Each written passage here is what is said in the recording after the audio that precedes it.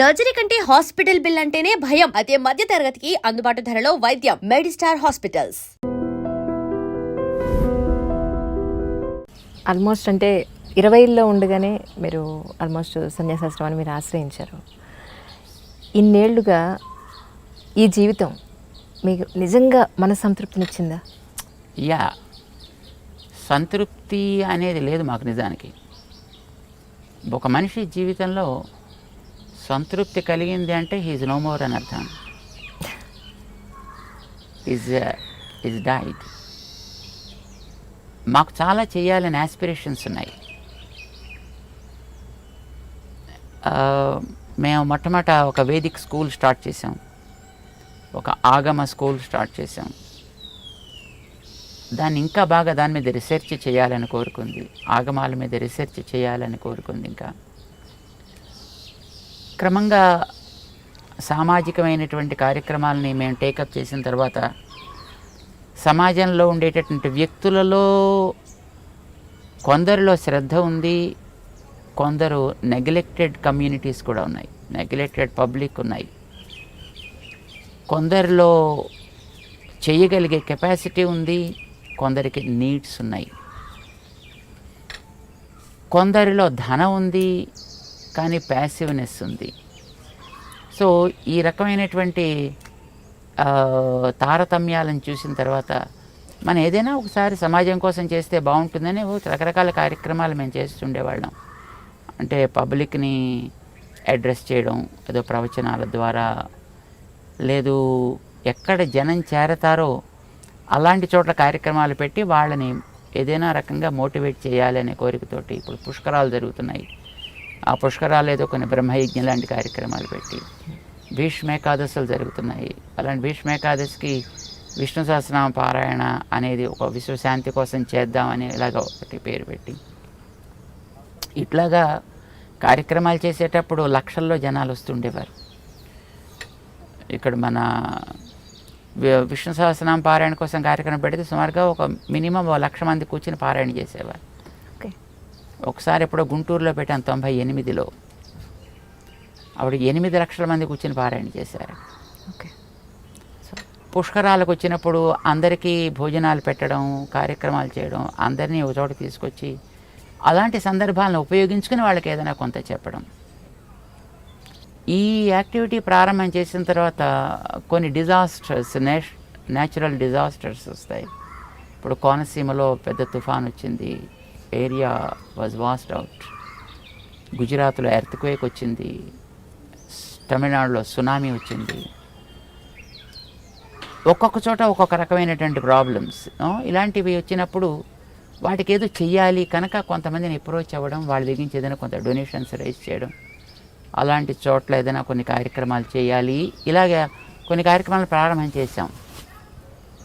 ఇప్పుడు కోనసీమలో అయిపోయినప్పుడు అక్కడ వాళ్ళందరికీ ఇళ్ళు కొట్టుకుపోయాయి. గవర్నమెంట్ బియ్యాలు ఇచ్చింది. బియ్యము, కిరోసిన్, ఏదో కొంత ఏవో పప్పులు ఇలాంటివి ఇచ్చి ఉండేవారు. వండుకోవడానికి గిన్నెలే లేవు వాళ్ళ దగ్గర. సో అప్పుడు మేము గిన్నెల్ని తయారు చేసి ఒక బకెట్, ఆ బకెట్లో వండుకునే గిన్నెలు, ఓ దీపం దాకా, అగ్గిపెట్టి దాకా, క్యాండిల్స్ దాకా ఒక కిట్ తయారు చేసి అట్లాంటి లారీలో తీసుకువెళ్ళి రాజమండ్రి దగ్గర నుంచి పక్కన కోనసీమలో పక్కన కనుక అక్కడ డిస్ట్రిబ్యూట్ చేస్తుండేవాళ్ళం. గుజరాత్లో జరిగింది. ఎక్కడో అక్కడికి వెళ్ళి కొంత పైసలు తీసుకొచ్చి ఒక విలేజ్, వల్లభాపూర్ అని ఒక విలేజ్ని రీబిల్డ్ చేసాం అక్కడ మొత్తం పూర్తిగా. ఇప్పుడు మనం అంతా చేయలేము, కానీ ఇలాంటి కార్యక్రమాలు చేయడం ప్రారంభం చేసిన తర్వాత we found the need for the people with regard to the health, education. So గ్రామాల్లోకి వెళ్ళిపోయిన తర్వాత ఇంటీరియర్ ప్రాంతాల్లోకి వెళితే అక్కడ అసలు ఎడ్యుకేషన్ అనేది జీరో. సో ఎడ్యుకేషన్ ఏదైనా కొంత చేస్తే బాగుంటుందని అనిపించేది. అలాంటి వాళ్ళ చోట కొన్ని స్కూల్స్ అలా స్టార్ట్ చేసాం ట్రైబల్స్ కోసం అని. ఇక్కడ మన ఆదిలాబాద్ డిస్ట్రిక్ట్లోనూ అక్కడక్కడ హెల్త్ చేయాలి అనిపించే మొట్టమొదటిలో ఇనీషియల్గా మెడికల్ క్యాంప్స్ చాలా చేస్తుండేవాళ్ళం, పెద్ద పెద్ద క్యాంప్స్ చేస్తుండేవాళ్ళం. కొంతకాలం అయిన తర్వాత ఈ మెడికల్ క్యాంప్స్ది ఒక్కొక్క ఊళ్ళోనే 6 నెలలు పెట్టేవాళ్ళం మేము ఫాలో అప్ కోసం. మంత్లీ 1 క్యాంప్ అనమాట. యూజువల్గా క్యాంప్స్ చేసే వాళ్ళంతా కూడా ఫొటోస్ కోసం, వీడియోస్ కోసం, పబ్లిసిటీ కోసమే చేస్తారు. ఫొటోస్ తీసేసి వీడియోస్ తీసేసి న్యూస్ అయిపోయిన తర్వాత ఎక్కడ వాళ్ళు అక్కడ జాగ్రత్తగా వెళ్ళిపోతారు మళ్ళీ. సో అలా కాకుండా ఒక చోట చేస్తే అక్కడ ఒక నెల చేశాక కన్సిక్యూటివ్గా 6 నెలలు చేసేవాళ్ళం. అక్కడ కొంత లాభం కనిపించిన తర్వాత మళ్ళీ ఇంకో ప్రాంతానికి పెడుతుండేవాళ్ళం. సో ఇలా కొంతకాలం చేసాం. బట్ తర్వాత మాకు అది కూడా వేస్ట్ అని అనిపించింది.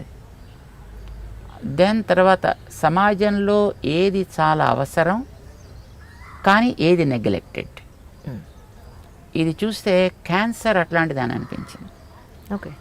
అందులోనూ ఉమెన్ క్యాన్సర్స్ అట్లాంటివి అనిపించింది, సర్విక్స్ అండ్ బ్రెస్ట్ క్యాన్సర్స్.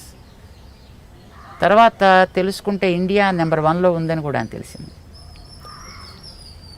దీని మీద చేసే ఆర్గనైజేషన్స్ కూడా పెద్దగా ఏం లేవు అని కూడా అప్పట్లో మాకు 2007 అప్పుడు సరే అలాంటిదైనా మనం ఎందుకు చేయకూడదు.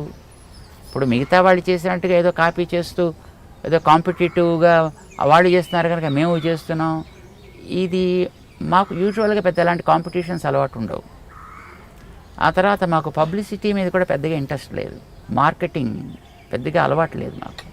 పనులు చేసేది ఏదైనా మనం సిన్సియర్గా చేయాలి, చక్కగా ఉపయోగపడేట్టుగా చేయాలి అనేదే మా కోరిక. సో అప్పుడు 2007లో ఉమెన్ క్యాన్సర్స్కి సంబంధించి అవేర్నెస్ ప్రోగ్రామ్ స్టార్ట్ చేశాం. Creating awareness, early detection and treatment okay అని చేసి సుమారుగా ఒక 69 విలేజెస్ చాలా సీరియస్గా చేశారనమాట. బాగానే అనిపించింది. కానీ క్యాన్సర్ పేరు చెప్తే ఆడవాళ్ళు భయపడిపోతున్నారు, రావట్లేదు ఎవరు. అవునండి. ప్రాబ్లం వైజ్ అయితే చాలా సీరియస్గానే ఉంది, కానీ వాళ్ళకి పేరు చెప్తే భయం వేస్తుంది. అందుకోసం క్యాన్సర్ పేరు తీసేసి మహిళా ఆరోగ్య వికాస్ అని ఒక పేరు పెట్టి, మన కోసం సాధారణంగా ఇప్పుడు డివోటీస్ కింద వస్తుంటారు కార్యక్రమాలకి, దానికి కొంతమంది భక్తులుగాను.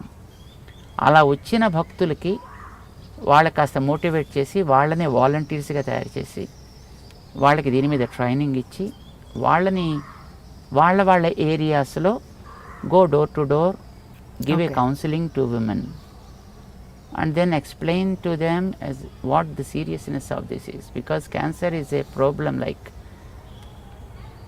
అది బయటపడేదాకా దానికి సిగ్నల్స్ ఏమి ఉండవు. అవునండి. ఇప్పుడు కడుపు నొప్పి, కాలు నొప్పి, తలనొప్పి, మంట ఇలాంటివి ఏమి ఉండవు దానికి, కానీ ప్రాబ్లం చాలా సీరియస్గా లోపల గ్రో అవుతుంది. ఒకసారి బయటకు పడేటట్టుగా అది వచ్చింది అని అంటే it is almost in the serious state, 3rd or 4th స్టేజ్లో ఉందని అర్థం అనమాట. సో ఆ స్థితి రాకుండా ఉండేటట్టుగా వాళ్ళు ఏం చేస్తే మంచిది, ఆహారపు విధానాలను ఎట్లా మార్చుకుంటే మంచిది, జీవన విధానాన్ని ఎట్లా వాళ్ళు జాగ్రత్తగా చూసుకోవడం మంచిది, పరిశుభ్రత అనేది ఎంతవరకు అవసరము, ఇవి వాళ్ళకి టీచ్ చేయడానికని టీమ్స్ని తయారు చేసి దెన్ ప్రాజెక్ట్ స్టార్ట్ చేసామన్నమాట. అలాగా 2010 నుంచి దాన్ని చాలా సీరియస్గా మన వాళ్ళు చేస్తున్నారు. ఇప్పటిదాకా సుమారు 9 లక్షల పైన విమెన్కి మన వాళ్ళు ఈ రకమైనటువంటి స్క్రీనింగ్ చేయగలిగారు అనమాట. దానికోసమని కావాల్సిన పరికరాలని తీసుకురావడం, ఆ పరికరాలను ఉపయోగించడం, వాళ్ళకి వాటిని వాడే విధానం ఆ వాలంటీర్స్కి నేర్పడం, ఎవరైతే ట్రీట్మెంట్ తీసుకుని వాళ్ళు దానివల్ల లాభపడ్డారో వాళ్ళు వాలంటీర్స్ కింద మళ్ళీ వాళ్ళు స్టార్టెడ్ వర్కింగ్ అనమాట. ఇన్ ద ప్రాసెస్ మా వాలంటీర్లే దానికోసం 2.5 లక్షలు ఖర్చు పెడితే తప్ప దొరకనటువంటి పరికరాన్ని 75,000కి తయారు చేయగలిగేటటువంటి అనుభవాన్ని సంపాదించగలిగారు అనమాట.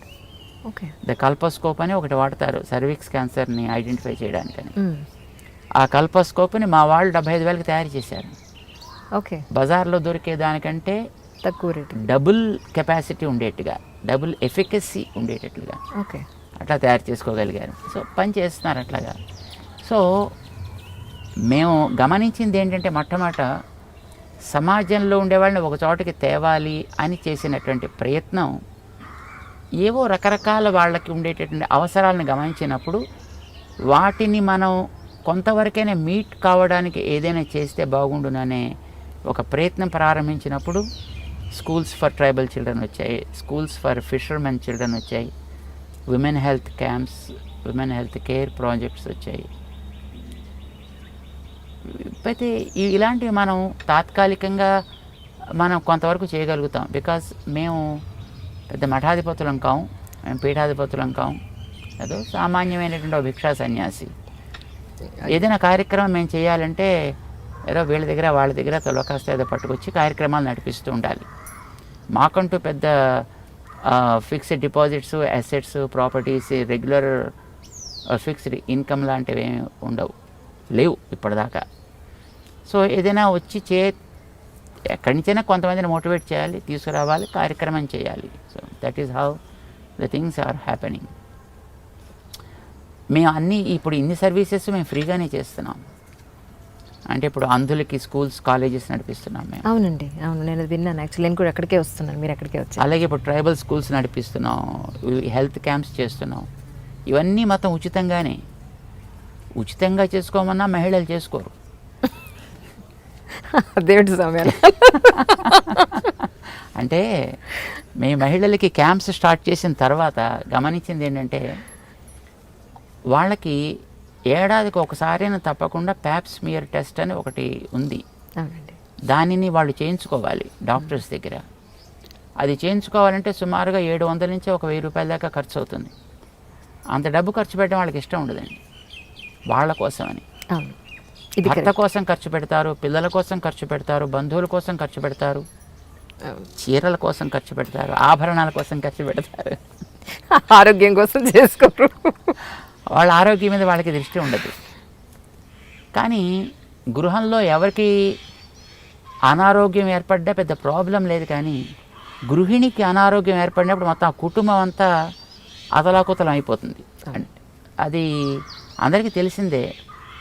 అయినప్పటికీ ఆవిడకి ఏదైనా సమస్య వస్తే తెలిస్తే భర్త అంగీకరిస్తాడో అంగీకరించాడో, పిల్లల కష్టాలు వస్తాయేమో తను కనుక చేయకపోతే, సరే ఏదో కాస్త ఇంటి వైద్యం చేయించుకుని ఏదో మనం చూసుకుందాంలే, మేనేజ్ చేద్దాం అన్నట్టుగా ఉండిపోతారు. సాధారణంగా యావరేజ్ భారతీయ మహిళ యొక్క మనస్తత్వం అది. సో ఇలాంటి సిచ్యువేషన్లో వాళ్ళని మళ్ళీ 1000 రూపాయలు మీ హెల్త్ కోసం ఏం లేదని వాళ్ళకి తెలియదు కదా, ఉందో లేదో కూడా వాళ్ళకి తెలియదు. అంచేది ఏం లేదని అనుకుంటారు. ఏం లేని దానికోసం 1000 రూపాయలు మీరు ఖర్చు పెట్టండి అంటే వాళ్ళు ఎందుకు పెట్టరు. అంచేత మేము ఉచితంగానే మొత్తం ఈ క్యాంప్స్ అన్నీ చేస్తున్నామమ్మా. ఇదంతా కూడా ఎక్కడి నుంచి తీసుకొచ్చి మన వాళ్ళు చేస్తున్నారు కార్యక్రమం.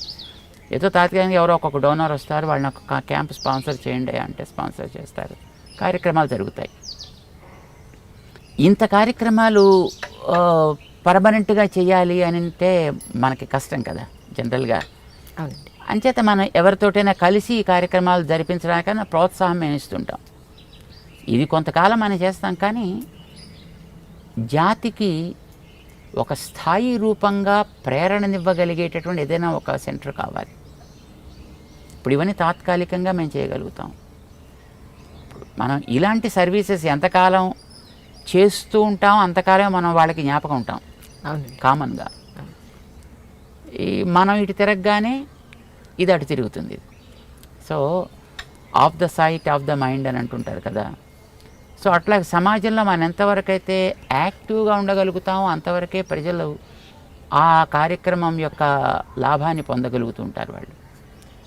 బట్ ఉచితంగా ఇలాంటి సర్వీసెస్ చేసేటటువంటిది సామాన్యంగా వ్యక్తి మీద ఆధారపడి ఉంటాయి. ఇప్పుడు ఆ వ్యక్తి కనుమరువగానే మళ్ళీ ఇప్పుడు ఇవన్నీ కూడా చరిత్రలో కలిసిపోతాయి. అలా కాకుండా ఏదైనా ఒక ప్రేరణ కూడా సమాజానికి, అంటే వ్యక్తిని గమనించాలి, కుటుంబాన్ని గమనించాలి, సమాజాన్ని గమనించాలి, భౌతికమైన అవసరాలు చూడాలి, వీటితో పాటు వ్యక్తిలో ఆధ్యాత్మిక అవసరాలను కూడా చూడగలిగే స్థితి కావాలి. జనరల్గా నాకు ఆధ్యాత్మికత ఉందనుకుంటే వాడికి భౌతికం మీద శ్రద్ధ ఉండదు. భౌతికమైన కార్యక్రమాలు చేసేవాడికి ఆధ్యాత్మికత అంటే అదేదో అన్టచబుల్ అనుకుంటాడు. కానీ బట్ మనిషి అన్నప్పుడు ఇవన్నీ అందులో డిఫరెంట్ ఫ్యాసెట్స్. వ్యక్తిలో ఒక్కొక్కటి ఒక్కొక్క పార్ట్, ఇది ఒక్కొక్కటి ఒక్కొక్క భాగం అనే విషయాన్ని చాలామంది సమాజంలో మర్చిపోతుంటారు. కానీ ఇవన్నీ మర్చిపోకూడదు, ఇన్ని కలిపితేనే ఇది మనిషి అనేది రామానుజులు వారు 1000 ఏళ్ల క్రితం చెప్పారు. అందుకోసమని వారి ప్రేరణ మనం తీసుకున్నందువల్ల ఈవేళ ఈ రకమైన కార్యక్రమాలు చేయగలుగుతున్నాం. ఇదే రకమైన ప్రేరణ వారు మిగతా ఎంతోమందికి ఇవ్వగలిగేటట్లుగా ఉన్నట్టయితే సమాజంలో ఎంతోమంది ఇలాంటి వ్యక్తులు తయారు కాగలుగుతారు కదా. అందుచేత ఏదైనా ఒకటి అలాంటి సెంటర్ తయారు చేయాలనే ఉద్దేశంతో రామానుజాచార్య స్వామి వారి యొక్క 1000 ఏండ్ల సంవత్సరపు ఉత్సవాన్ని పురస్కరించుకొని ఒక ప్రాజెక్ట్ని తీసుకున్నాం అనమాట. సమతా మూర్తి స్ఫూర్తి కేంద్రము అని, స్టాచ్యూ ఆఫ్ ఈక్వాలిటీ అని దానికి పేరు పెట్టారనమాట. అది ఒక ప్రాజెక్ట్ చేద్దామని ఆరంభం చేసి, సరే ఇప్పుడు అది నడుస్తుంది అనుకోండి ఆ ప్రాజెక్ట్. అది మనకి రాబోయేటటువంటి తరాలకు కూడా ప్రేరణ ఇవ్వగలిగేటట్లుగా ఉండాలి అనే కోరికతో దాన్ని చేస్తున్నాం. So we need both.